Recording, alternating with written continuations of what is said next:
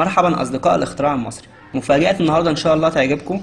تم عمل مسابقة جديدة خاصة بقناة الاختراع المصري، وتم إضافة هدايا جديدة وهما آيفون 7 بلس وسامسونج S7 Edge.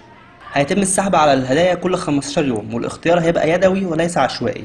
هيتم اختيار أكثر الأشخاص تفاعلا على القناة. شروط المسابقة هي الاشتراك في القناة إذا لم تكن مشترك، والضغط على زر الجرس، ومشاهدة الفيديو كاملا حتى يتم الاستفادة منه ويتم اقتراحه للآخرين، وعمل لايك للفيديو ومشاركته مع الأصدقاء على الفيسبوك أو أي موقع تواصل اجتماعي، وعمل تعليق. لازم تعلق وتقول رأيك في الفيديو بكل صراحة عشان أقدر أوصلك لو أنت من الفائزين.